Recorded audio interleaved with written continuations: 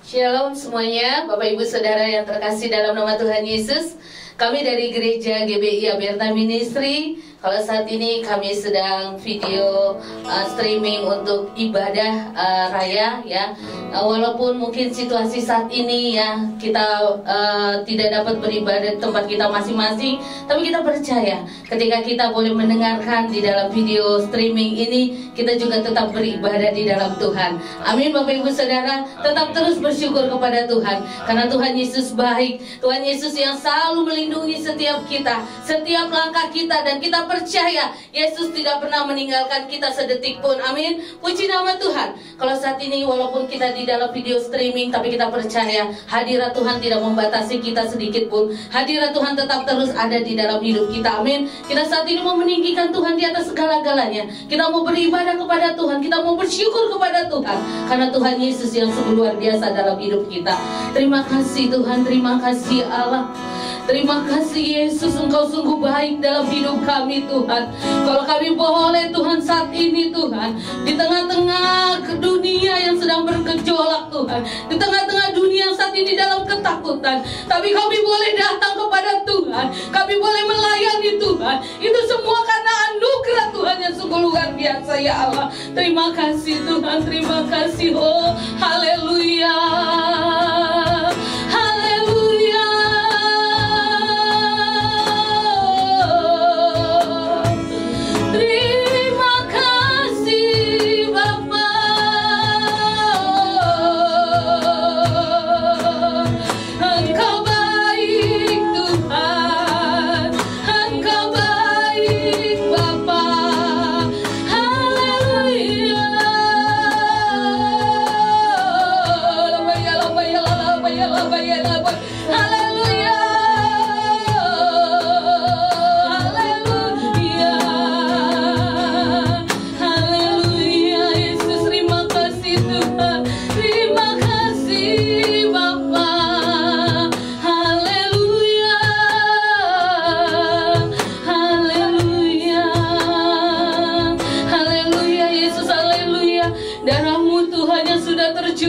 Setiap kami Tuhan, kami percaya Yesus yang sudah mati bagi setiap kami. Itulah Tuhan yang kami pegang di dalam hidup kami Tuhan.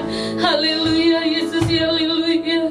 Mari kita mengangkat pujian kita. Haleluya Yesus, haleluya. Haleluya Yesus.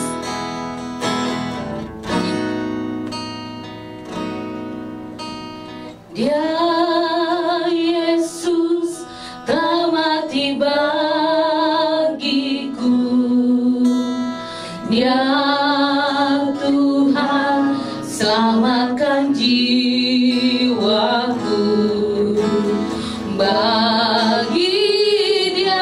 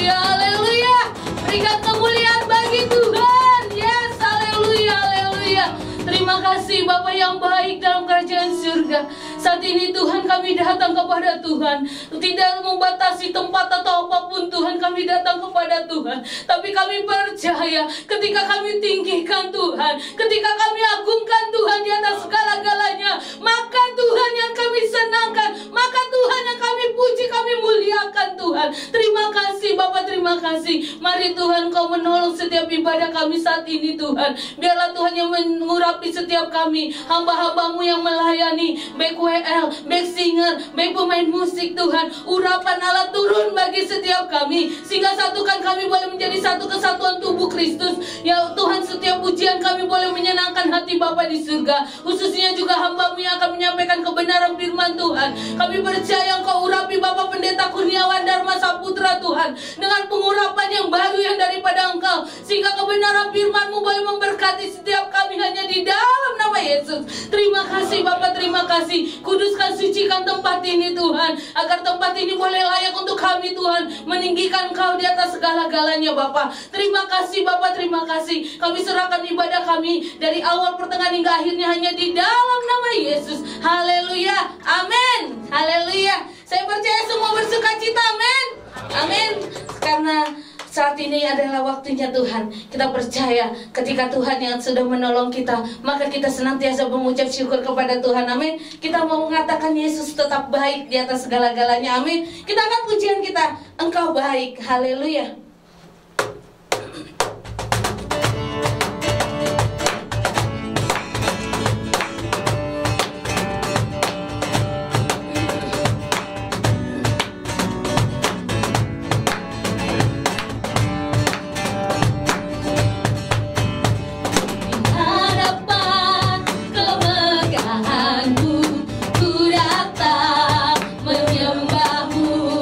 Membawa hatiku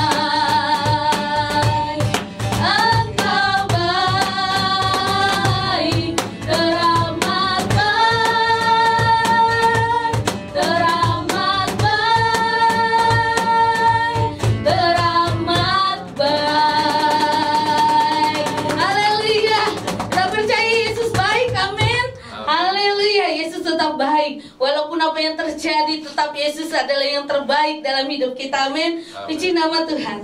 Kini kita akan mendengarkan kebenaran firman Tuhan yang akan disampaikan oleh hambanya Bapak Pendeta Kurniawan Dharma Saputra.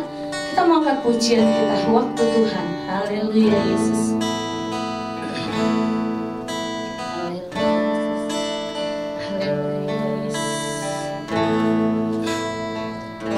Bila kau izinkan sesuatu terjadi,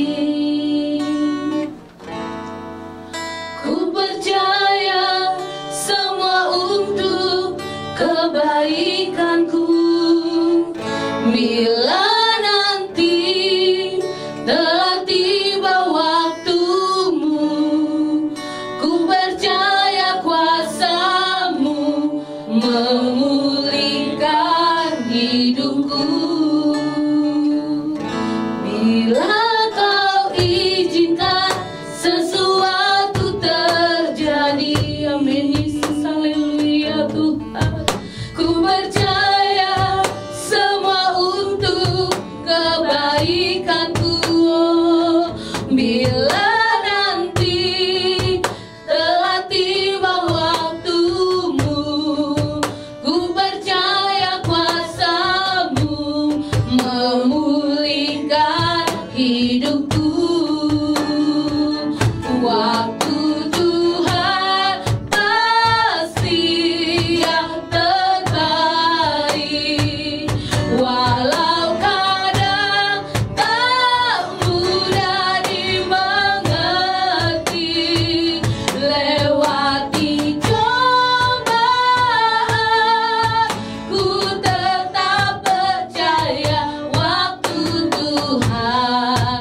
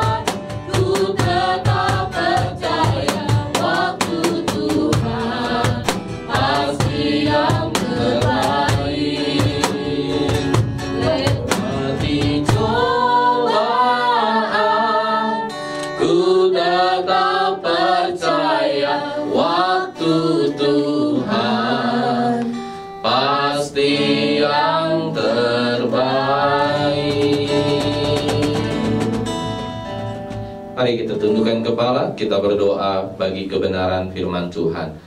Bapa Maha Baik, Allah Maha Kasih, Maha Murah, Maha Penyayang, Allah yang berlimpah kasih setia. Kalau pada hari ini Tuhan, kami masih dapat berkhotbah, mengabarkan kabar Injil, kabar keselamatan, itu semua karena kasih anugerah dan kemurahan Tuhan yang lebih daripada hidup. Di tengah situasi dan kondisi yang sulit ini, kami tetap rindu untuk mengabarkan kabar kebaikan. Dan kami rindu hari ini Tuhan, berikan urapan-Mu yang baru kepada hamba-Mu, sehingga lewat mulut lidah bibir hamba-Mu boleh mengalir kuasa dan perkataan Roh Kudus. Sehingga hari ini Tuhan, kami yakin dan percaya, yang sedang lemah Engkau beri kekuatan, yang sedang hari-hari ini menderita karena sakit penyakit Engkau juga berikan kesembuhan, bahkan berikan kekuatan kepada seluruh keluarganya. Dan kalau hari ini mereka putus pengharapan oleh karena kejadian apapun yang berat di dunia ini, Engkaulah Yesus Kristus sumber pengharapan kami yang sejati. Terima kasih Bapa yang baik, berfirmanlah, kami akan duduk diam mendengarkan firman-Mu seperti telinga seorang murid dan hati seorang hamba. Haleluya. Kita katakan bersama-sama, amin. Ya, shalom Bapak Ibu Saudara yang terkasih. Hari ini sungguh hari yang berbahagia buat kita semua yang ada di video streaming online ini. Dan biarlah hari ini kita tetap pada serial khotbah Gereja Bethel Indonesia ini, tetap pada serial khotbah tentang perkataan, 7 perkataan Yesus di kayu salib. Dan hari ini kita masuk dalam perkataan ketiga, Yesus di atas kayu salib. Oleh karena itu, mari kita buka Injil Yohanes pasal yang ke-19, ayat yang ke-25 sampai ke-27. Demikian firman Tuhan. Yohanes pasal 19 ayat 25 sampai 27 saja. Saya tidak baca berganti-gantian. Dan biarlah kita mendengarkan kebenaran firman Tuhan pada hari yang indah ini.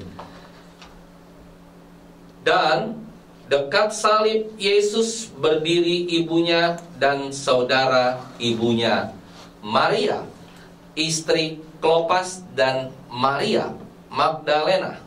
Ayat yang ke-26. Ketika Yesus melihat ibunya dan murid yang dikasihinya di sampingnya, berkatalah ia kepada ibunya, "Ibu, inilah anakmu." Ayat yang ke-27 dari Yohanes pasal ke-19. Demikian firman Tuhan. Kemudian katanya kepada murid-muridnya, "Inilah ibumu." Dan sejak saat itu murid itu menerima dia di dalam rumahnya. Bapak Ibu Saudara yang terkasih di dalam nama Tuhan Yesus Kristus, susunan ini sungguh menjadi menarik. Dan susunan dari ayat-ayat Alkitab ini di dalam Injil Yohanes ini sungguh sangat menarik, karena hal ini tidak dapat ditemui pada Injil Lukas dan Matius. Mengapa Injil Matius dan Markus tidak didapatkan, dan juga Lukas tidak didapatkan hal tersebut, hanya di Yohanes? Karena memang setiap penulisan berdasarkan sejarah masing-masing. Dan hari ini Yohanes ini sungguh berbeda dengan mengatakan bahwa dia menulis kepada Theophilus yang sama sekali bukan orang Kristen atau orang kafir. Jadi antara Matius dan Lukas sangat berbeda. Tetapi seharusnya kalau kita mau membahas ini lebih terperinci dan lebih detail, maka kita harus masuk ke dalam pelajaran pendalaman Alkitab. Kita bisa bertanya jawab dengan baik, dan sehingga kita lebih mengerti apa saja yang ingin disampaikan oleh Yohanes dan yang lainnya. Nah, saudara yang terkasih, kita melihat hari ini bagaimana kita belajar Alkitab lebih teliti lagi, dan kita belajar di seputar salib. Saudara, kita membayangkan hari itu ada ibunya Yesus, namanya Maria. Bagian ini sangat menarik. Mengapa Yusuf tidak ada? Mungkin Yusuf hari itu sudah meninggal, tetapi Alkitab tidak mencatatnya. Yusuf adalah ayah yang baik, sehingga kalau dia ada, pasti dia akan hadir di dekat salib. Dan kalau Yusuf meninggal, tidak ditulis di Alkitab, itu memang hari itu dia sedang menulis bukan sejarah tentang Yusuf. Jadi ada bagian yang penting yang ditulis Alkitab pada setiap perikop, dan ada bagian penting yang tidak perlu ditulis Alkitab pada saat yang bersamaan. Oleh karena itu Maria ada di sana. Dia adalah ibunya daripada Yesus. Kita bisa bayangkan, Maria ditolak di dalam pengabdiannya, padahal Maria begitu luar biasa. Siapa yang melahirkan Yesus? Maria. Dia ditolak, dan dia sangat berjasa kepada Yesus. Dia menanggung malu ketika dia harus hamil di luar pernikahan. Tetapi Maria tidak pernah diperhatikan sampai kematian Yusuf suaminya pun tidak ditulis oleh Alkitab. Sungguh suatu pelajaran atau peristiwa yang sangat tragis.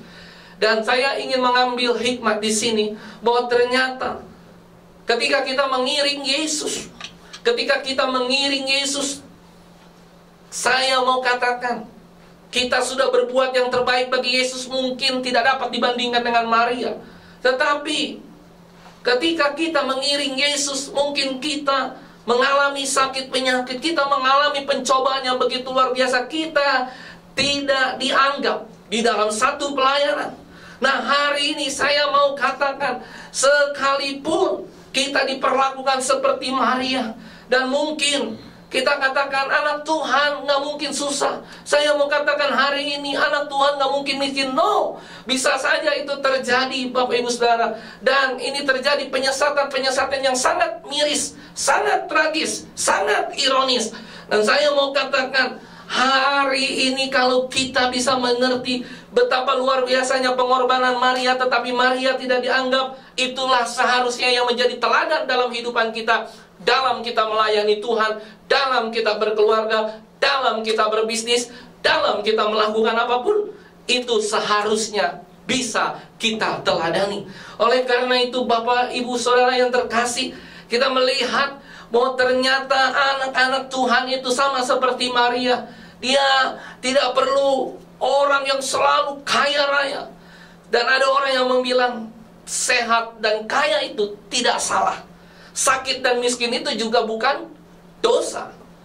Saya mau katakan, saya orang yang biasa-biasa saja. Saya orang yang tidak kaya dan juga tidak miskin. Tapi saya tidak berani mengatakan bahwa orang yang miskin lebih miskin dari saya itu adalah orang yang tidak diberkati Tuhan. No. Orang yang lebih kaya dari saya itu berarti orang yang sangat lebih diberkati dari saya. No. Saudara, itu adalah perkataan-perkataan yang menyesatkan di dalam kekristenan iman. Kekristenan. Maria hadir dalam 2 penderitaan besar. Ada haleluya. Maria hadir dalam 2 penderitaan besar. Pertama, Maria hadir waktu apa? Yesus Kristus lahir. Ditolak. Di mana-mana ditolak. Dan yang kedua, di saat terakhir Kristus ada di atas kayu salib, Maria pun hadir. Saudara yang terkasih, Maria ada di sana. Saya tidak bisa bayangkan bagaimana Maria ada di seputar salib. Dan Maria ini begitu banyak kesedihan yang terjadi. Dan hari itu ada tangisan yang sangat menyedihkan. Dia akan kehilangan anaknya yang tunggal. Bapak Ibu Saudara yang terkasih, kalau kita kehilangan anak kita, mungkin mati karena narkoba, mungkin mati karena kehidupan yang tidak benar. Saya mau tanya, nangiskah kita? Nangis. Orang jahat saja, anak kita jahat sama kita masih nangis, saudara. Ada haleluya. Apalagi ini, Yesus Kristus yang dari awal perbuatannya, dia bisa membantu banyak orang, dia menyembuhkan banyak orang, dia taat dan setia sama kepada Bapa Allah Bapa di surga sampai dia naik ke atas kayu salib. Bayangkan saudara, dia di tengah-tengah maut yang akan menjemputnya, tangisan yang begitu menyedihkan dari Maria akan kehilangan seorang anak yang sangat-sangat dikasihinya. Kita bisa melihat ini, kita bisa introspeksi ini dengan pelayanan kita. Dan kalau di dalam pelayanan kita juga kita diperlakukan hal seperti demikian, kita mendapat perlakuan hal seperti demikian, satu saat segala sesuatu bisa terjadi dalam kehidupan kita. Seharusnya kita tidak pernah mundur sama seperti Maria. Haleluya.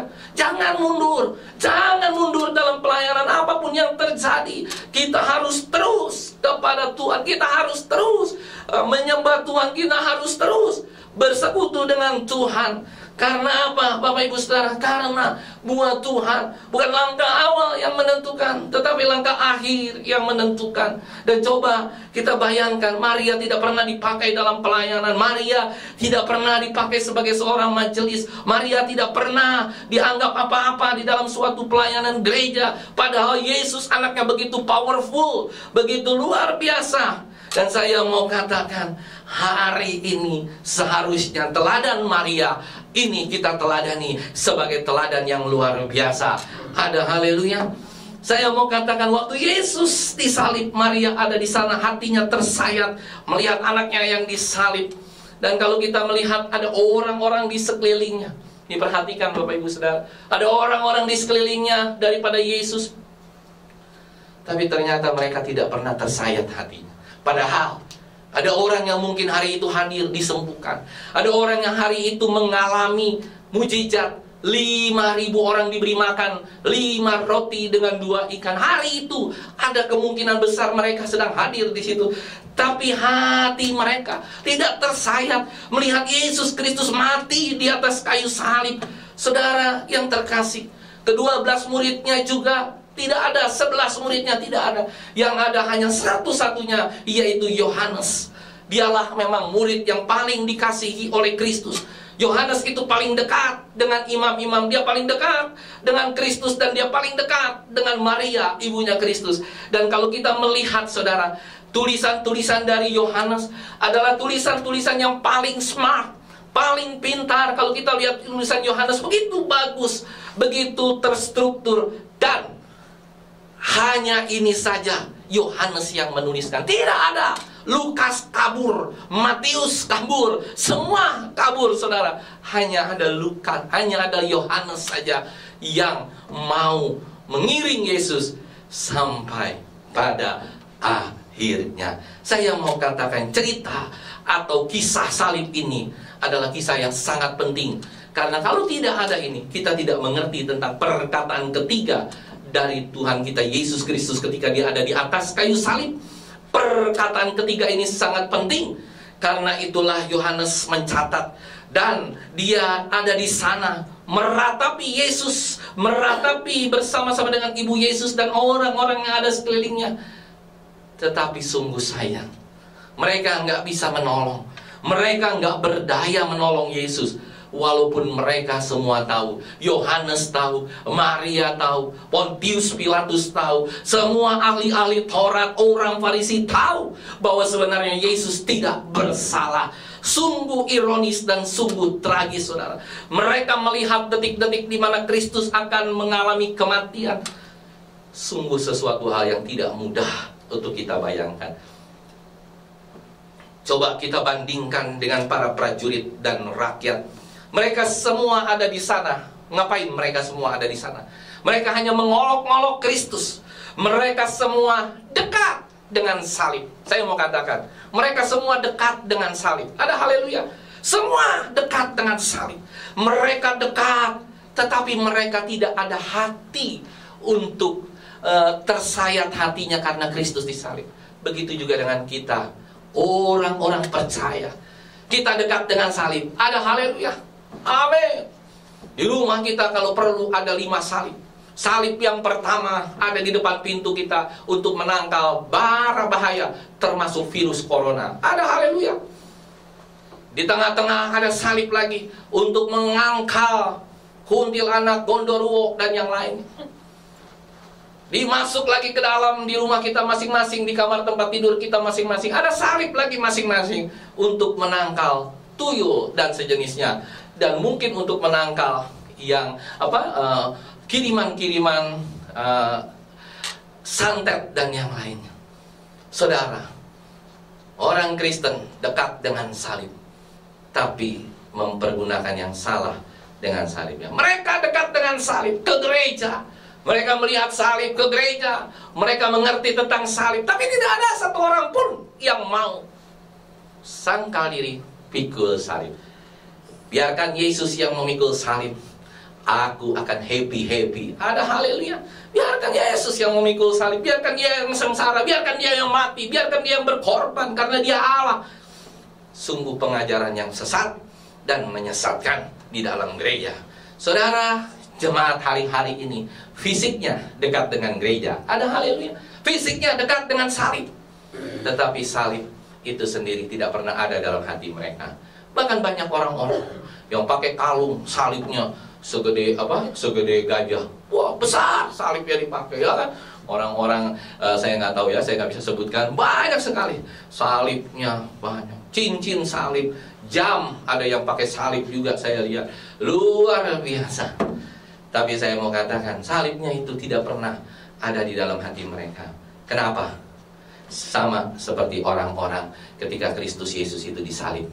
Semua dekat dengan salib, semua berkerumun di salib. Tapi mereka hanya ada satu tujuan. Mereka mau lihat Yesus matinya bagaimana. Mereka tidak ada hatinya yang tersayat seperti Maria. Mereka tidak ada yang hatinya tersayat seperti Yohanes. Murid-muridnya saja meninggalkan. 11 muridnya nggak tahu kocar-kacir lari kemana. Mereka meninggalkan semua. Tapi Yohanes beserta dengan Maria, dialah yang terus dekat dengan salib. Inilah yang sering mengkoreksi pelayanan saya sebagai seorang hamba Tuhan, sebagai seorang gembala sidang, sebagai seorang suami, sebagai seorang ayah bagi anak-anak saya. Sudahkah saya mengabarkan kabar Injil? Sudahkah saya mengabarkan salib? Tetapi apakah salib itu benar-benar ada dalam kehidupan saya? Kita harus introspeksi diri.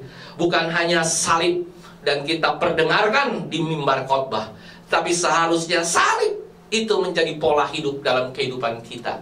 Salib itu harusnya menjadi pola nyata di dalam pelaksanaan iman dan percaya kita kepada Tuhan. Kenapa Bapak Ibu Saudara? Karena itu sebenarnya sesungguhnya di dalam darah kita itu harus ada salib Kristus. Di dalam kehidupan kita, di dalam perkataan kita harus ada salib. Apa artinya saudara? Sangkal diri saya sudah pernah jelaskan pada serial sebelumnya. Pikul salib berarti kita rela berkorban bagi orang lain, rela berkorban bagi yang kita tidak kenal sekalipun, rela berkorban bagi agama yang lain. Bukan hanya orang-orang Kristen, tapi kita rela berkorban bagi semua agama yang ada di dunia ini. Rela berkorban, tidak mengenal orang, tidak mengenal saudara kita, tidak mengenal adik kita, tidak mengenal orang tua kita, tapi kita rela berkorban bagi siapapun. Itulah tandanya kita benar-benar pikul salibnya Kristus. Saudara yang terkasih, mari kita terus berjuang untuk kita bisa memikul salib Kristus ini dengan menyatakan dan mengabarkan kabar kebenaran. Saudara yang terkasih, kita seringkali jauh dari salib Kristus. Kita seringkali jauh dari kenyataan tersebut. Dan kalau kita pikirkan lebih terperinci lagi, maka sudahkah kita melayani Tuhan dengan benar? Sudahkah kita melayani Tuhan dengan motivasi yang benar? Sudahkah kita menjadi ayah dengan motivasi yang benar? Tapi jangan sampai kita menjadi seorang ayah, tiba-tiba saat anak-anak kita sudah besar, sudah bekerja, seperti anak saya yang pertama, ya kan? Terus tiba-tiba kita bilang, wah, anakku, engkau sudah besar ya, gaji kau sekian, tolong dibagi-bagi. Tapi ya kadang-kadang anaknya juga suka pelit, jadi kan bisa begitu juga, saudara ya. Nah, saya cuma katakan seringkali hal itu terjadi, dan itu memang bukan merupakan kewajiban anak untuk membayar segala sesuatu yang sudah diberikan oleh orang tua. Tapi kewajiban orang tua adalah membuat anaknya bisa benar-benar bersekolah dan survive. Itulah pikul salib. Pikul salib di dalam keluarga kita. Terlebih lagi saudara, untuk kita pikul salib di luar keluarga kita. Saudara bisa bayangkan, kalau ada suatu saat orang minta tolong ke kita, terus saya bilang, Pak, saya butuh uang minimal berapa juta untuk sakit dan masuk ke rumah sakit ICU. Kita akan bilang, kan ada BPJS, Tapi BPJS tidak selalu langsung bisa hari itu juga kalau kejadiannya memang berat. Apakah hal itu kita perlakukan hal yang sama dengan keluarga kita? Ketika keluarga kita masuk ke rumah sakit, mungkin tidak hanya jutaan, ratusan juta pun akan kita penuhi. Seharusnya, itulah kita harus introspeksi diri lagi balik. Seharusnya hal tersebut kita lakukan kepada semua orang tanpa pilih kasih. Tapi kita susah untuk melakukan itu dan kita terus belajar. Oleh karena itu tadi saya katakan di muka, saya sebagai hamba Tuhan juga masih belajar, masih introspeksi diri, karena hal ini tidak mudah. Pikul salib itu bukan sesuatu hal yang mudah. Kristus, dia berani rela memikul salibnya. Bukan bagi orang yang dia kenal, bukan bagi orang tuanya, bukan bagi saudaranya, bukan bagi muridnya, tapi dia memikul salib bagi orang yang tidak dikenal. Bahkan dia membela orang-orang yang dia tidak kenal untuk bisa masuk dalam kerajaan surga. Saudara yang terkasih, alangkah indahnya dan alangkah menyenangkan peristiwa yang mungkin buruk terjadi dalam kehidupan kita. Dan jangan pernah kita berpikir kalau suatu saat kita mengalami masalah berat, masalah apapun dalam kehidupan kita, baik keuangan kah, sakit penyakit kah, masalah bisnis, masalah yang lain-lain, masalah keluarga dengan anak kita, dengan suami kita. Seharusnya kita mengakui bahwa ternyata peristiwa buruk ini itu adalah peristiwa yang sangat menyenangkan. Karena apa, saudara? Karena kita setiap hari sudah sangkal diri dan pikul salib. Berapa banyak kita sudah keluar untuk pelayanan? Berapa banyak uang kita sudah keluarkan untuk pelayanan, baik ke gereja. Ke gereja pelayanan gereja juga kita harus berkorban segala-gala, ke penjara. Pelayanan ke desa-desa, pelayanan di kota, dan itu semua juga harus berkorban. Tapi ternyata ada keindahan di dalam hati kita ketika kita sudah melayani itu dengan baik dan benar seturut dengan kehendak Tuhan. Sehingga Tuhan menjadi berkenan dan damai sejahtera, sukacita daripada Allah begitu luar biasa mengalir dalam kehidupan kita. Seperti hari ini, virus corona yang begitu berkembang dengan dahsyat, dengan luar biasa dari hari ke hari. Tapi kita, tim GBI Aberta, tetap rindu untuk video streaming online siaran. Dan kita sampai ke tempat ini dengan berbagai macam resiko tertular virus corona. Tapi kita yakin dan percaya bahwa sekalipun kita mengalami hal itu, Tuhan pasti akan memberikan kekuatan, memampukan kita. Karena apa? Yang kita tuju adalah mahkota kehidupan. Karena penderitaan hari ini tidak dapat kita bandingkan dengan mahkota kehidupan yang akan kita dapatkan tepat pada waktunya, pada waktu kita menutup mata. Oleh karena itu Bapak Ibu Saudara, Tuhan itu begitu baik, memampukan diri kita melewati situasi yang buruk ini.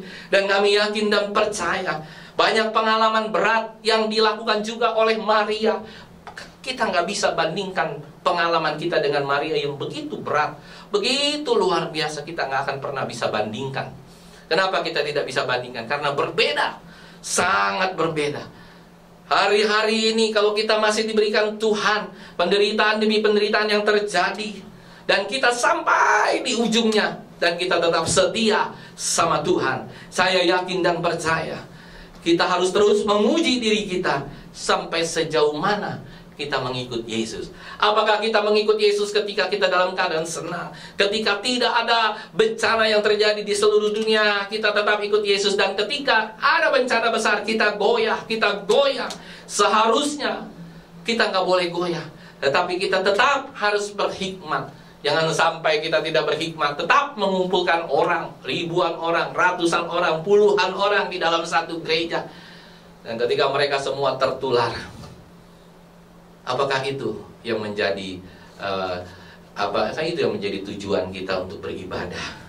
Kita manusia diberikan roh, diberikan hikmat, diberikan akal budi dari Allah untuk kita dapat membedakan tentang segala sesuatu yang memang harus kita lakukan. Seperti kalau kita dilarang beribadah oleh kelompok tertentu, kita tidak boleh beribadah. Kita harus jalan terus, tetap beribadah. Tetapi kalau dengan adanya virus seperti ini, kita mengerti bahwa bukan karena kita harus melawan virus, kita semprot virusnya. Mungkin kita bilang ini virus, dalam nama Yesus virusnya keluar, dalam nama Yesus virusnya hilang. No. Saya mau katakan, haruslah kita berhikmat. Karena apa, saudara? Yang kita lawan ini bukanlah penguasa-penguasa di udara. Ada haleluya. Yang kita lawan ini adalah sakit penyakit. Orang harus punya hikmat. Kita jangan seperti orang yang tidak ada hikmat. Seperti satu contoh, saya mau katakan, kalau ada orang yang waras, dia akan lewat jalan raya, bagaimana caranya? Dia pastikan lihat kiri, lihat kanan, mobil lewat, ya kan? Habis itu setelah kosong barunya nyebrang. Tapi kalau orang kurang waras, setengah gila, dia lewat kiri, lewat kanan, masih kosong, kiri kanan kosong. Ketika ada truk lewat, dia nyebrang, saudara. Haleluya, pasti game over. Itu orang gila. Jadi jangan kita menentang bahaya. Saya mau katakan, sama virus juga seperti itu. Jangan sekali-sekali kita menentang. Mana dadamu, ini dadaku. Ya udah, habis itu kena masuk di isolasi, saudara. Nggak bisa lagi melayani Tuhan, nggak bisa lagi hidup seperti sedia kala.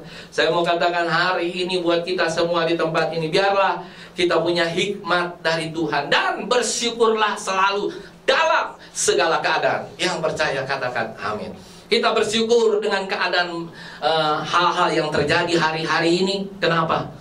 Karena membuat kita bisa beribadah di rumah masing-masing, bisa berdoa sendiri-sendiri, bisa berdoa, kita bisa ada mesbah keluarga, malam hari kah, pagi hari kah, sehingga kita semua selalu kita bersyukur. Dan ibu, ini anakmu, Yesus tersalib, sehingga saat itu, kenapa Yesus katakan, ibu, ini anakmu? Karena dia tidak bisa lagi peluk ibunya. Dia berteriak, ibu, ini anakku. Kenapa? Karena ada jarak antara salib dengan Maria.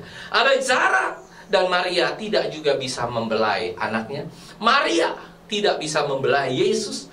Dan pada waktu Yesus katakan, ibu, ini anakku, saudara kata, Yesus begitu memperhatikan tentang hal-hal yang terkecil sekalipun. Yang percaya katakan amin. Dia memperhatikan tentang hal yang besar, ya. Dia memperhatikan tentang dunia, ya. Dia memperhatikan tentang sakit penyakit, ya. Tapi dia tetap memperhatikan keluarganya. Di saat terakhir pun dia katakan, ibu, ini anakmu. Saudara, ada satu ilustrasi dari dari Eropa, dari luar, dari Amerika, maksud saya, di Philadelphia. Jadi kisahnya sungguh luar biasa. Ada seorang anak kecil yang berpenyakitan di luar gereja. Setiap hari Minggu, anak kecil yang kurang lebih berumur 12 tahun ini menunggu di depan pintu gereja, samping pintu gereja. Mereka, anak kecil ini ada sakitnya, borok, dan mungkin agak sedikit cacat. Setiap orang yang lewat di gereja itu sampai berminggu-minggu, termasuk Pak Pendeta, tidak pernah mengajak dia masuk ke dalam gereja. Sampai pada suatu saat ada seorang pendeta yang ditugaskan di sana, namanya Pendeta Russell H. Conwell. Si Conwell ini, Pendeta Conwell ini, ketika dia mau masuk untuk berkhotbah, dia bilang, wah, ada anak kecil, sungguh luar biasa ini anak. Masih tetap menunggu di situ berminggu-minggu, dan itu kejadian bukan 1-2 minggu, sudah hampir kurang lebih 1 tahun, kurang beberapa minggu. Dia duduk di situ saja sambil menangis, dan itulah saat terakhir. Saudara bisa bayangkan seorang pendeta seperti Russell H. Conwell ini memperhatikan hal yang kecil. Akhirnya hari itu diajak masuk, semua jemaat tercengang. Waduh, nanti kita ketularan nih. Ada virus corona. Saat itu belum ada virus corona. Ada virus yang begitu luar biasa, ini kawat, ini orang dimasukin di tengah-tengah lagi. Dan akhirnya pendeta tersebut kasih kepada guru sekolah minggu. Guru sekolah minggunya pun, waduh, ngeri dia pegangnya, saudara, karena penuh dengan agak borokan segala macam. Tapi pendeta ini bilang, bawa dia mandi, kasih dia pakaian yang bagus, selesaikan yang bagus, suruh dia masuk sekolah minggu. Begitu berminggu-minggu dilakukan. Tapi tidak lama kemudian, 3 bulan kemudian, anak tersebut mati. Ya kan? Anak tersebut mati, saudara. Saudara yang terkasih, anak kecil ini bernama Hattie Mae White. Dan ternyata ketika anak ini mati, pendeta Conwell lah lagi yang datang ke rumahnya untuk apa, saudara? Untuk dapat membereskan tempat tidurnya. Dia juga yang memakamkan. Waktu dia angkat tempat tidurnya, di bawah bantalnya ada sebuah secarik kertas, dan di dalamnya ada uang, kurang lebih hanya 57 sen. Saat itu 57 sen tidak besar juga tidak kecil. Di situ ditulis sama anak itu dengan tulisan yang agak acak-acakan sedikit. Dia bilang begini, saya ingin memberikan ini buat gereja dan pembangunan gereja. Ini saya kumpulkan bertahun-tahun, 57 sen bertahun-tahun, sampai akhirnya dia mati. Sampai akhirnya ini ditemukan. Dan pendeta Conwell ini tidak lama kemudian mengumumkan hal tersebut kepada seluruh jemaat. Bapak, Ibu, Saudara, lihat betapa seorang anak kecil, dan ditulis di situ, dia ingin supaya sekolah minggu itu dibangun dengan luar biasa, dan gereja dibangun dengan luar biasa dengan 57 sen. Dan ketika mendengar cerita tersebut, apa yang dilakukan oleh para jemaat? Para jemaat langsung hatinya terenyuh. Seorang anak kecil yang tidak pernah diperhatikan, yang sakit, yang terluka, ternyata sanggup untuk bisa memberikan yang terbaik untuk gerejanya. Hari itu juga, saudara, langsung seluruh kalau hari ini, kalau di Jakarta mungkin Trans TV dan yang lain, ya kan, seluruh media langsung menyoroti pendeta Conwell tadi untuk memberikan kesaksian dengan mata yang berlinang-linang, dengan mata yang sangat sedih. Ya, katakan inilah yang diperbuat yang terbaik. Saudara, hari itu juga bukan hanya jemaat gereja, hari itu juga semua orang di TV yang mendengar itu langsung datang. Ada yang langsung berbondong-bondong untuk mentransfer. Hari itu juga terkumpul kurang lebih $250.000 dalam beberapa saat. Mungkin ada 1 tahun atau 2 tahun. $250.000 dalam waktu tahun 1940 atau 50-an, itu adalah hal yang besar. Dan gereja tersebut dibangun dengan luas, dibangun dengan luar biasa. Sekolah minggunya juga dibangun dengan dahsyat, dan dinamakan sekolah minggunya nama anak tersebut. Saya mau katakan hari ini, Kristus Allah yang kita sembah, Dia memperhatikan hal-hal yang kecil. Ada amin? Kalau kita bisa memperhatikan hal-hal di sekeliling kita, dan kita bisa menjadi berkat bagi mereka, seperti Kristus. Kenapa Kristus mengatakan, ibu, ini anakku? Kenapa, saudara? Karena dari segi teologis, ibu, ini anakmu, ini berarti dia mengakui dan memberi kekuatan buat Maria, pengakuan buat Maria di seantero jagat bahwa ibu, ini anakmu. Dan itu membuat Maria hatinya dikuatkan. Teologis yang kedua, pemahaman teologis yang kedua, waktu Yesus berbicara seperti itu, ibu, ini anakmu, berarti Maria tidak akan pernah kehilangan anaknya, karena dia tahu bahwa Yesus Kristus itu tidak pernah meninggalkan dia. Ada, haleluya. Allah yang kita sembah adalah Allah Immanuel, Allah yang tidak pernah meninggalkan dia. Itulah kata-kata pemahaman teologis yang kedua. Allah memberikan kekuatan, Allah tidak pernah meninggalkan dia. Ibu, jangan khawatir, ini anakmu yang tidak akan pernah meninggalkan engkau. Oleh karena itu, kita sebagai orang pilihan Allah, orang Kristen, tidak akan pernah menjadi yatim piatu dimanapun kita berada. Yang percaya katakan amin. Sekalipun orang tua kita sudah tidak ada, sekalipun istri kita sudah tidak ada, sekalipun kedua orang tua kita sebagai yatim piatu, tetapi ada Allah yang terus akan menjaga, memelihara, membuat perlindungan buat kehidupan kita. Saudara, saya juga paling senang melihat ayat Matius pasal 12 ayat yang ke-48 sampai 50. Demikian firman Tuhan. Tetapi jawab Yesus kepada orang yang menyampaikan berita itu kepadanya, siapa ibuku dan siapa saudara-saudaraku? Yesus tanya nih kepada mereka pada saat sebelum kejadian ini. Lalu kata Yesus sambil menunjuk ke arah murid-muridnya, ini ibuku dan saudara-saudaraku, sebab siapapun yang melakukan kehendak Bapa-Ku di surga, dialah saudaraku laki-laki, dialah saudaraku perempuan, dialah ibuku. Jadi waktu dia bilang, ibu ini anakmu, dan dia bilang lagi, ibu ini anakmu, dia mengakui dan dia mengatakan hal tersebut. Dia bilang bahwa ternyata Maria itu sudah melakukan kehendak Bapa di surga. Jadi kalau kita mau dianggap oleh Tuhan Yesus, kita mau dirangkul, kita mau dianggap sebagai anaknya, tidak ada jalan lain, yaitu kita harus melakukan kehendak Allah, kehendak Bapa-Ku di surga.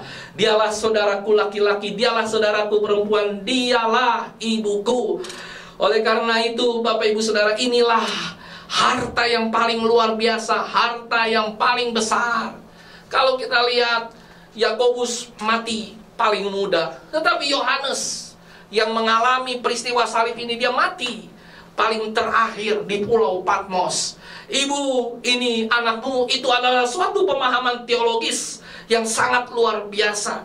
Dan seharusnya kita mengerti, di dalam pelayanan kita tidak sendirian, di dalam dunia usaha kita tidak sendirian, di dalam pekerjaan kita tidak sendirian, di dalam keluarga kita tidak sendirian. Oleh karena itu kata ibu ini anakmu, itu berarti ibu yang dia anggap melakukan kehendak Allah seperti kita semua. Kalau Tuhan bilang, aku ini anakmu, aku ini bapamu, luar biasa. Yang saya mau katakan, jangan pernah ragu dan khawatir tentang pelayanan, jangan pernah ragu dan khawatir tentang langkah kita dalam kehidupan kita.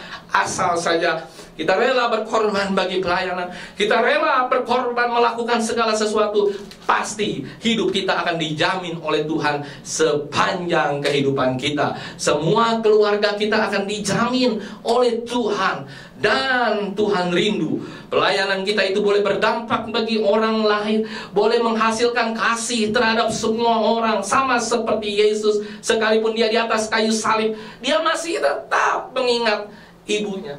Kata yang pertama, apa saudara, di atas kayu salib? Ya Bapa, ampunilah mereka karena mereka tidak tahu apa yang mereka perbuat. Apa kata kedua? Engkau akan ada bersama-sama dengan aku di dalam Firdaus kepada penjahat di sebelah kanannya. Tapi kata-kata yang ketiga sungguh luar biasa. Kata-kata yang memberikan kekuatan buat kita semua. Sekalipun Yesus meninggalkan kita, Dia tetap Allah yang terus menjaga, memelihara kita dalam seluruh kehidupan kita. Itu adalah karunia yang besar bagi Yohanes yang tidak pernah diberikan kepada Petrus, yang tidak pernah diberikan kepada Matius, yang tidak pernah diberikan kepada murid-murid yang lain. Karena Yohanes mendampingi Yesus dari awal sampai akhir. Yohanes mendapatkan apa yang tidak Petrus terima. Yohanes mendapatkan kesempatan luar biasa untuk berbuat kebaikan sampai Kristus mati di atas kayu salib. Pada waktu Yohanes hadir dan dekat, Yohanes mendapatkan sesuatu anugerah yang besar. Saya juga senang membaca ayat Roma pasal 13 ayat ke-8. Dikatakan demikian, janganlah kamu berhutang apa-apa kepada siapapun juga, tetapi hendaklah kamu saling mengasihi. Sebab barang siapa mengasihi sesamanya manusia, ia sudah memenuhi hukum Taurat. Hati-hati kalau kita berbuat kebaikan bagi semua orang. Kita harus tetap berhati-hati. Kristus berbuat kebaikan bagi semua orang. Dia tahu apa yang harus dia lakukan. Itu pun sering disalahgunakan oleh murid-muridnya, sering disalahgunakan oleh jemaatnya. 5.000 orang diberi makan oleh karena 5 roti dan 2 ikan. Itu pun sering disalahgunakan oleh orang lain. Oleh karena itu, Bapak Ibu Saudara yang terkasih, sekalipun Kristus berbuat kebaikan, belum tentu kebaikannya itu diterima oleh semua orang. Yang percaya katakan amin. Dia sudah mati di atas kayu salib. Dia mau menebus kita, membela kita. Tapi tetap saja banyak orang mengolok-olok. Tetap saja dibilang bahwa dia bukan anak Allah. Yohanes diberi kesempatan oleh Yesus itu untuk dapat melayani dia sampai pada akhirnya. Berbuat baik bagi orang lain itu belum tentu baik bagi Allah. Tetapi ketika kita berbuat baik bagi Tuhan, salah satunya adalah pelayanan. Kalau hari ini sama seperti Yohanes, sama seperti Maria, dia dipercayakan melayani Kristus sampai pada akhirnya, sampai Kristus menutup mata. Itu adalah anugerah yang besar buat kita semua. Ada haleluya.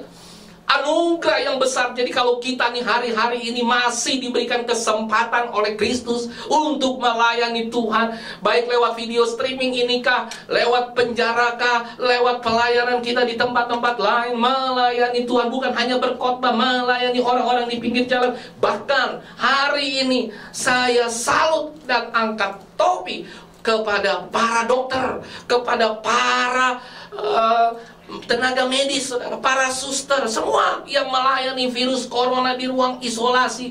Mereka mengorbankan nyawanya untuk orang lain.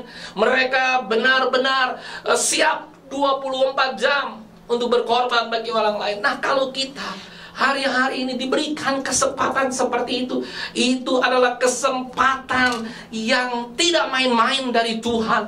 Kesempatan ini jangan sampai kita salah gunakan.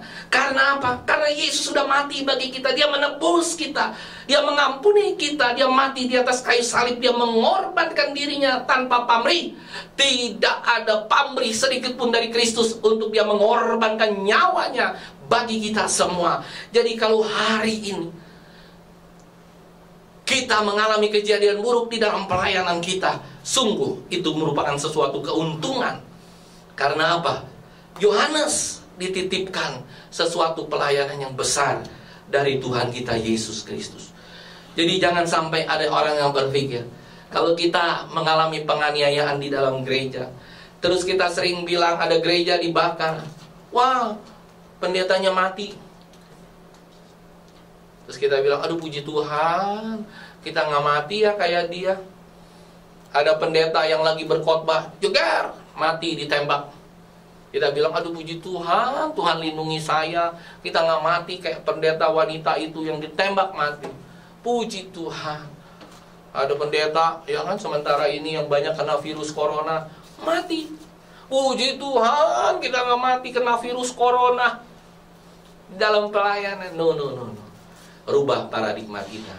Kalau suatu saat kita akhirnya harus kena dengan sakit penyakit, harus kena dibakar, harus kena dianiaya, tapi itu semua karena melayani Tuhan, karena Kristus.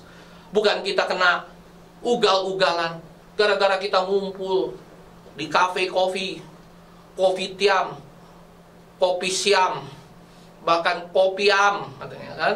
Semua kita layani di sana.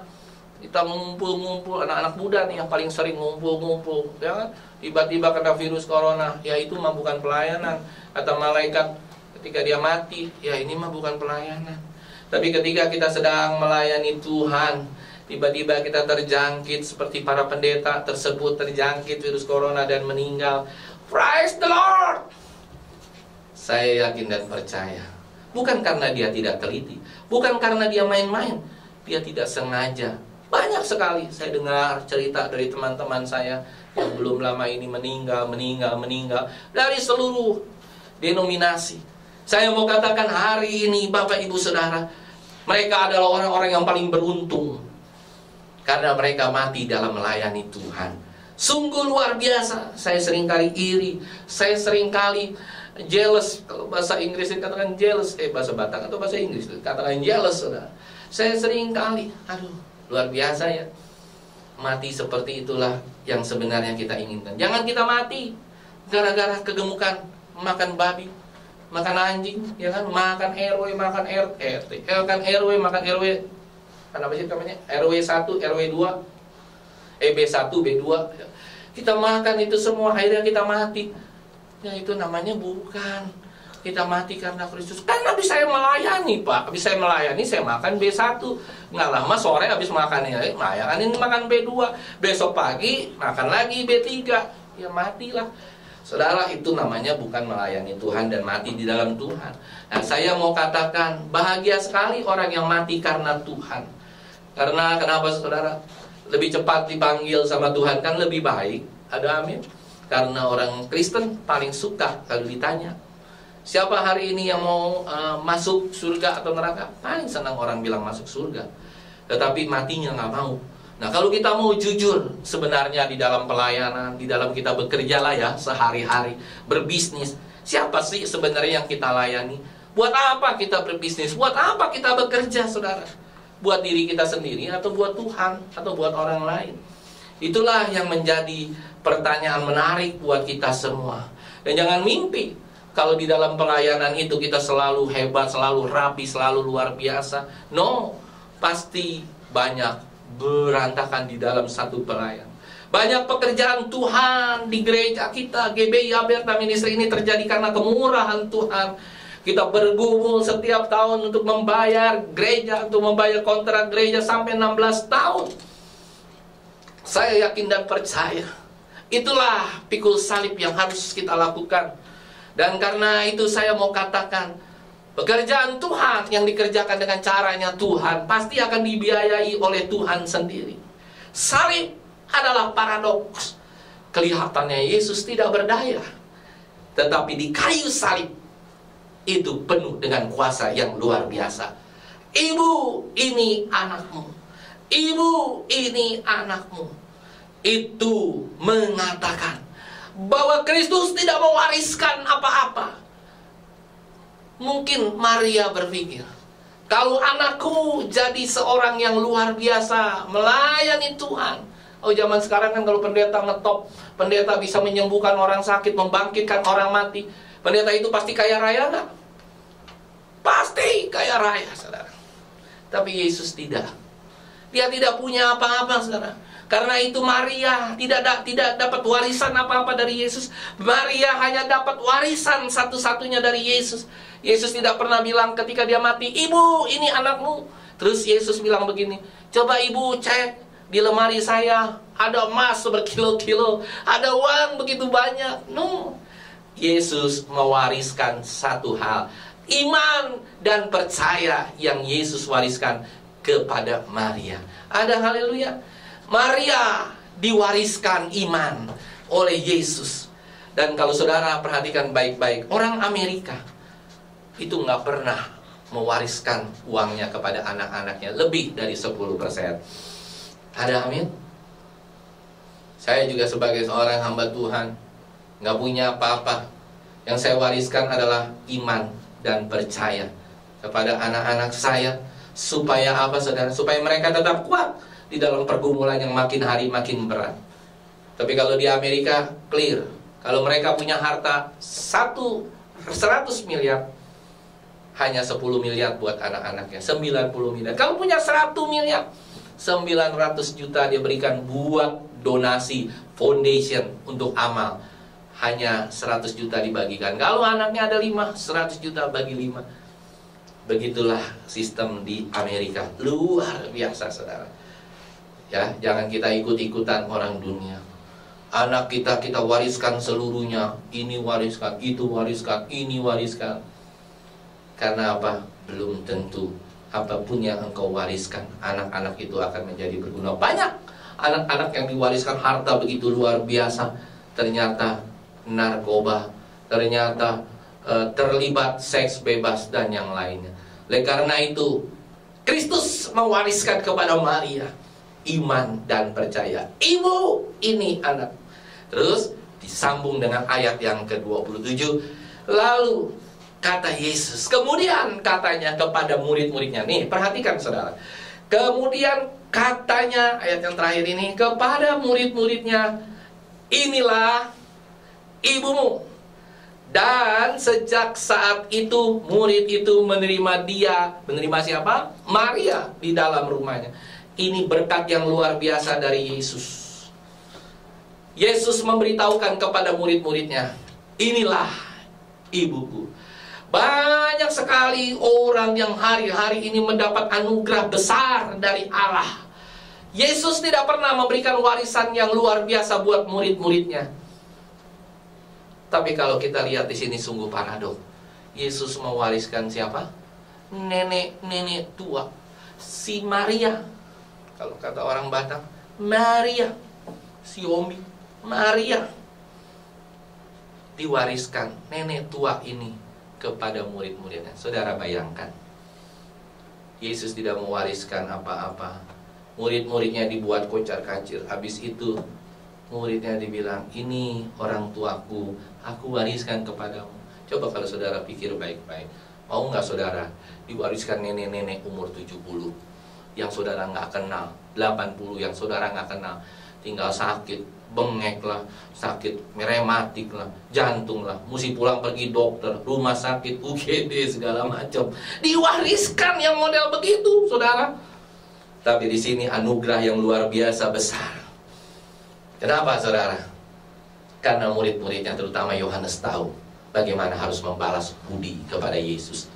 Kalau suatu saat Tuhan izinkan juga itu terjadi dalam kehidupan kita, kita membalas kebaikan Tuhan karena Dia sudah menyelamatkan kita. Itulah prinsip dari Yohanes ketika dia katakan, inilah ibumu. Dia kasih, maksudnya ini yang akan menjadi ibumu. Aku akan pulang segera ke rumah Bapa di surga. Inilah ibu. Diwariskan seorang nenek-nenek. Yesus tidak pernah mewariskan sertifikat berapa hektar tanah. Dia tidak pernah mewariskan apapun. Tapi yang dia wariskan itu sungguh luar biasa. Kalau Bapak Ibu Saudara pernah mendapat warisan, mungkin ada anak yang terkebelakang, diwariskan sama Tuhan.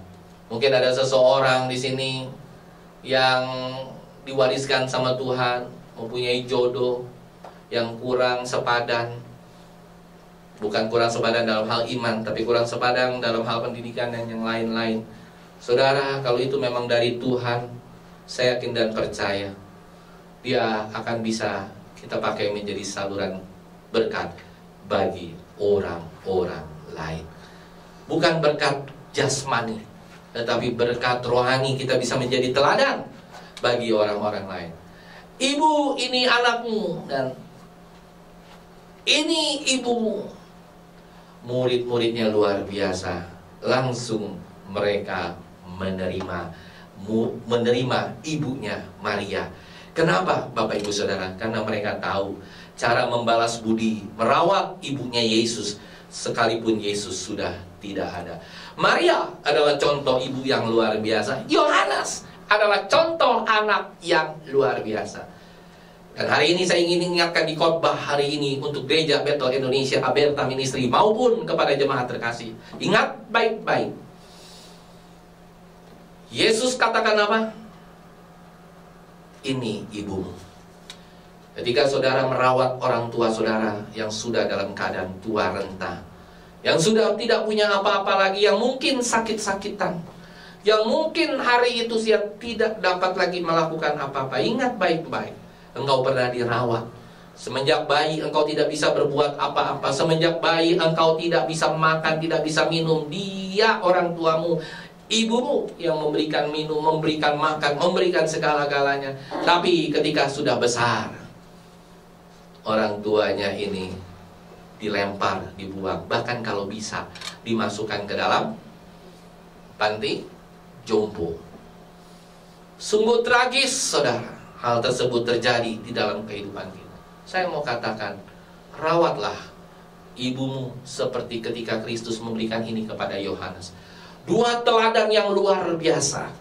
Yohanes adalah teladan anak muda, anak yang sangat berbakti kepada orang tua. Dengan iman dan percayanya dia rawat ibunya Yesus, Maria. Maria juga menjadi teladan yang luar biasa. Teladan iman yang sangat dahsyat sampai pada akhirnya dia tetap setia kepada Yesus, dia tetap setia kepada Allah. Jadi kalau hari-hari ini saudara, ada orang-orang sementara anak-anak muda yang begitu sangat tidak mendukung orang tuanya, sangat menyampingkan orang tuanya. Noe, saya pernah kejadian mengorbankan segala-galanya untuk orang tua saya, mengorbankan harta saya, mengorbankan segala-galanya dalam jumlah yang tidak kecil, sampai habis cukup lumayan besar. Dan ternyata ketika saya membaca kisah ini, praise the Lord, puji Tuhan, saya belajar untuk menjadi pelaku firman, bukan hanya berkhotbah di mimbar seperti ini. Saya rawat orang tua saya sampai berapa puluh hari, 40 hari ada di ruang ICU. Kesaksian ini mungkin anak-anak saya juga mengerti. Kita rawat baik-baik sampai dia menutup mata. Tidak ada 1 sen pun yang kita berhutang, karena Tuhan, karena saya yakin dan percaya Tuhan memelihara kita. Bukan karena saya punya uang, bukan karena saya punya segala-gala, tapi saya punya moral, beban moral yang harus saya lakukan. Waktu saya kecil, saya dirawat sampai besar, sampai tua. Ketika orang tua kita tidak sanggup lagi, kita harus merawat balik. Tapi pilihan itu terserah kita semua, karena Yesus sudah memberikan teladan.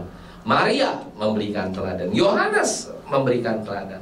Ingat baik-baik, sekalipun pengalaman kebaikan ini kita sharing, belum tentu orang itu bisa mendapatkan hikmat, mendapatkan tersentuh hatinya lewat firman dan kebenaran ini.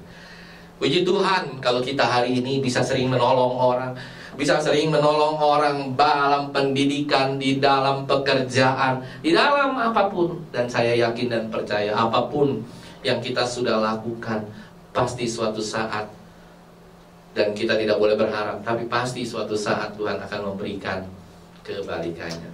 Dan hal ini sudah terjadi di dalam keluarga kami sebagai keluarga seorang hamba Tuhan. Berkali-kali zaman saya masih muda, saya banyak menolong orang untuk bekerja. Mungkin sudah lebih dari 30 orang bekerja, nggak ada kerjaan, ayo saya tolong bekerja. Mungkin sampai dengan hari ini juga masih sering menolong orang.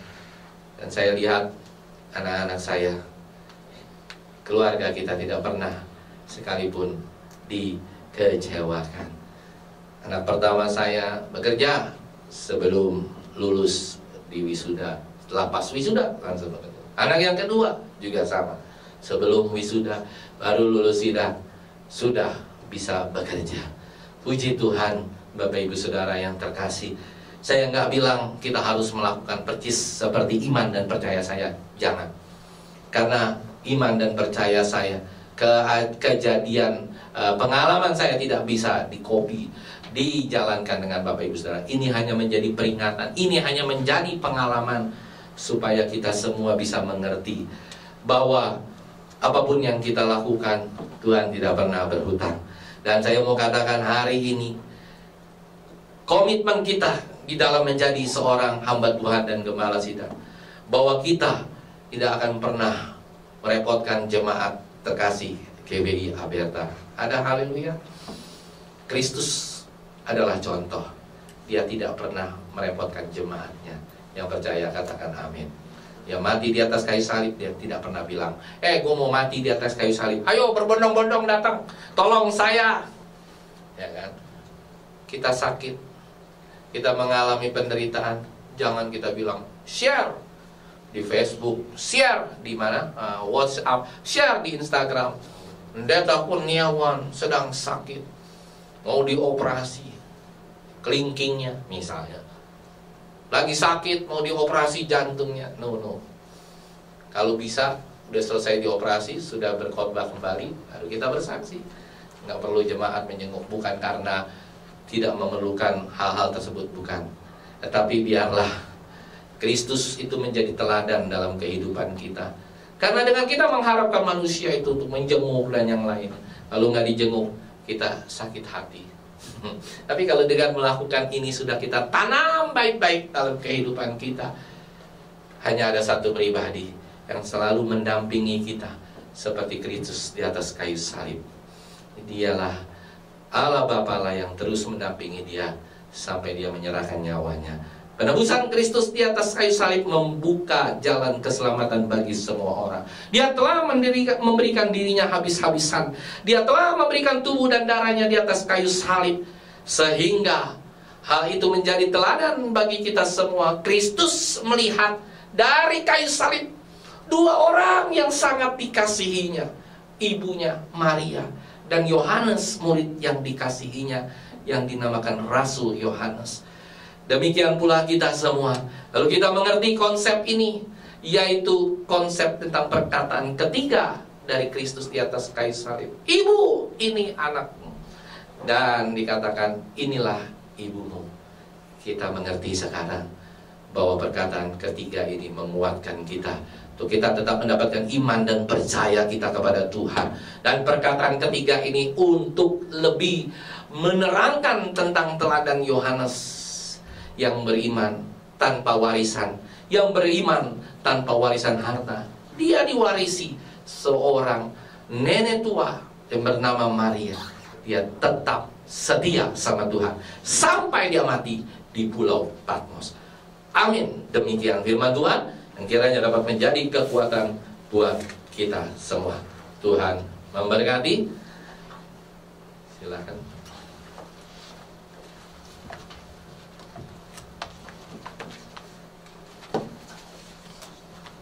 Angkat satu pujian. Kuasamu terlebih besar.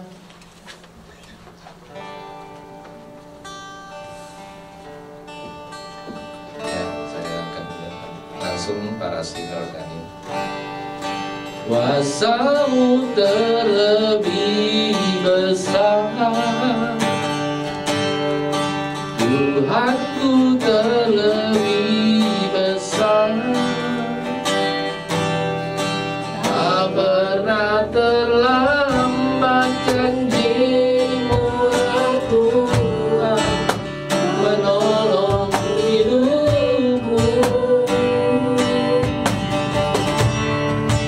Kuasamu terlebih besar, Tuhanku terlebih besar, tak pernah terlambat janji-Mu ya Tuhan, pulihkan hidupku. Mari kita berdoa dulu untuk kebenaran firman Tuhan. Bapa yang baik, biarlah hari ini serial khotbah sebelum Kristus disalib atau prapaskah tentang perkataan ketiga, ibu inilah anakku, dan anakmu ini Tuhan sudah memberikan berbagai kebenaran firman Tuhan pada siang hari yang indah ini. Dan hari ini kami yakin dan percaya, asal kami tetap punya iman dan percaya kepada Tuhan, dan kami meneladani Yohanes sebagai teladan yang baik dan benar. Biarlah kiranya firman Tuhan hari ini menguatkan kembali jemaat kami terkasih GBI Aberta Ministry, sehingga mereka semua boleh tetap kuat menghadapi bencana yang berat sekalipun. Terima kasih Bapa yang baik. Haleluya. Dalam nama Tuhan Yesus Kristus. Amin.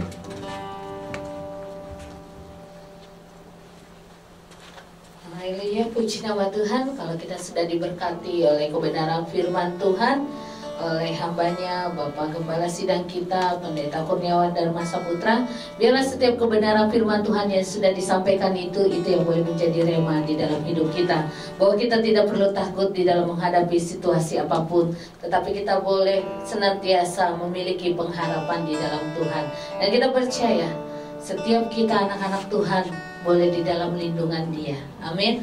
Puji nama Tuhan. Kita akan selesaikan ibadah pada siang hari ini. Kita angkat pujian kita kembali, Kuasamu terlebih besar. Nanti doa syafaat dan doa berkat oleh Bapak Gembala yang akan disampaikan. Kuasamu terlebih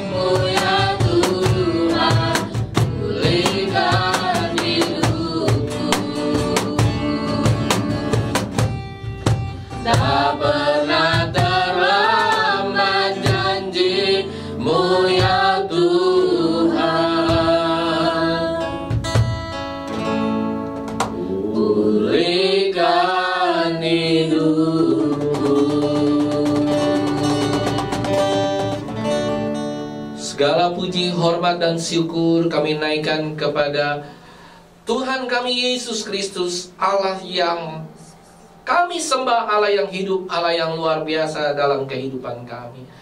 Hari ini kami berdoa Tuhan, khususnya bagi seluruh jemaat dan umat-Mu Gereja Bethel Indonesia Aberta Ministry yang sementara beribadah di rumah masing-masing dengan mendengarkan video streaming ini.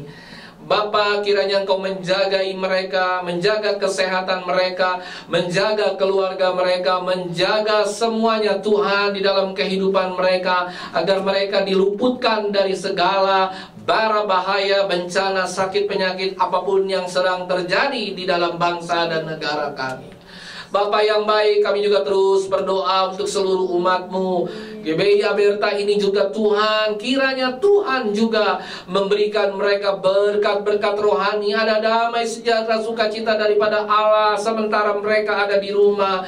Ada berkat-berkat rohani yang terus mengalir dalam kehidupan mereka, ada kesatuan di antara keluarga mereka. Dan kami berdoa biarlah ada mesbah keluarga, ada mesbah doa setiap hari di dalam kehidupan keluarga mereka. Kami juga terus berdoa Tuhan, ampunilah kesalahan kami semua Tuhan, seluruh umat-Mu Tuhan yang ada di gereja ini Tuhan, ampunilah kami karena seringkali kami tidak tahu apa yang kami perbuat, sehingga Tuhan ampuni kesalahan kami baik sengaja maupun tidak disengaja. Kami juga berdoa Tuhan untuk hamba-hamba-Mu yang melayani pada hari ini Tuhan, baik worship leader, singers, para pemain musik, bahkan Tuhan yang telah menyediakan studio ini Tuhan untuk video streaming. Kiranya Tuhan akan memberkati kami semua, menjaga kami, memagari kami, dan kami yakin dan percaya apapun yang kami lakukan, upah kami besar di surga.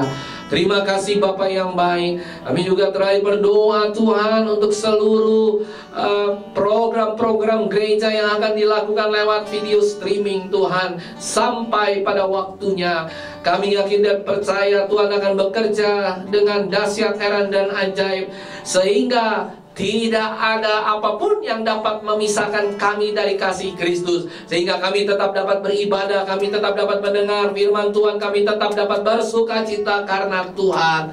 Terima kasih Bapa yang baik. Kami juga berdoa bagi bangsa dan negara kami Tuhan. Biarlah hari-hari ini Engkau terus memberikan hikmat daripada Allah kepada Bapak Presiden, Wakil Presiden, seluruh menteri-menteri, sampai ke daerah-daerah Tuhan. Biarlah mereka bersatu padu melawan virus corona ini Tuhan. Biarlah mereka ini diberikan hikmat dan kebijaksanaan mereka, sehingga mereka boleh berpikir dengan jernih. Dan kami yakin dan percaya tiba pada saatnya virus ini akan dapat dibasmi dengan baik dan tidak meninggalkan virus-virus yang lainnya. Terima kasih Bapa yang baik, Engkau tolong Tuhan agar kami semua ini sepakat sehati, beriman dan percaya agar bencana ini dilalui dengan sesegera mungkin, karena kami yakin dan percaya seberat apapun, sesulit apapun, hanya lewat doalah. Karena semuanya tetap di dalam kontrolnya Tuhan, tetap di dalam kendalinya Tuhan. Sekalipun kami berpikir sudah tidak terkendali, tetapi kami yakin dan percaya ketika kembali kami mendengar firman Tuhan, back to Bible, bahwa Allah lah yang mengendalikan seluruh isi dunia ini. Dia mengendalikan matahari, Dia mengendalikan bulan, Dia mengendalikan bumi, Dia mengendalikan tanaman, binatang, apapun. Bahkan virus corona pun Dia sanggup untuk kendalikan. Hari ini kami berdoa, kiranya belas kasihan Tuhan turun atas kami semua, agar kami seluruh dunia Tuhan sanggup untuk menghadapi bencana yang berat ini. Terima kasih Bapa yang baik. Dan biarlah Tuhan, lalu sebentar kami akan pulang dari gereja di tempat ini Tuhan, ibadah di tempat ini. Kiranya kami juga rindu untuk dapat memberkati seluruh umat-Mu yang sementara menonton video streaming ini. Oleh karena itu, biarlah kita siap menerima berkat-Nya Tuhan. Bapak Ibu Saudara yang terkasih dalam nama Tuhan Yesus Kristus, terimalah berkat daripada Allah Bapa, persekutuan dari Allah Roh Kudus, dan kasih sayang daripada Tuhan Yesus Kristus yang akan menaungi seluruh jalan masuk keluar kehidupan kami, pekerjaan kami, usaha kami, pelayanan kami, pendidikan kami, dan apapun yang kami lakukan yang terbaik bagi Kristus sampai Kristus Yesus datang yang kedua kali. Terima kasih Bapa Surgawi, Tuhan Yesus memberkati.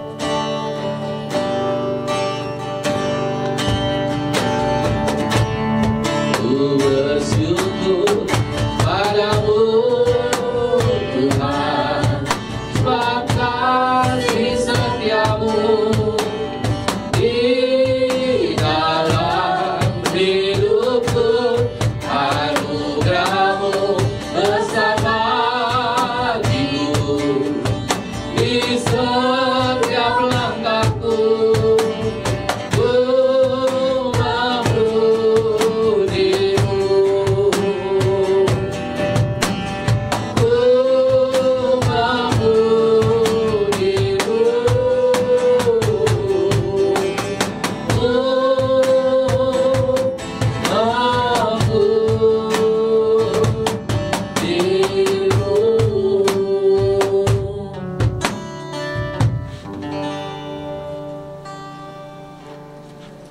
Ya, ibadah sudah selesai.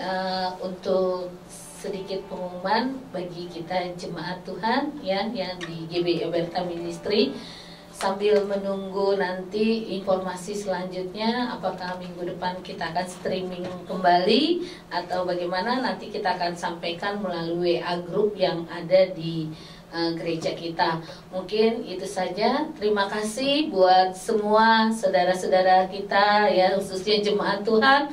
Walaupun kita tidak bertatap muka, tapi kita percaya kita saling mendoakan satu dengan yang lainnya supaya perlindungan Tuhan tetap terus menyertai kita. Terima kasih. Tuhan Yesus memberkati.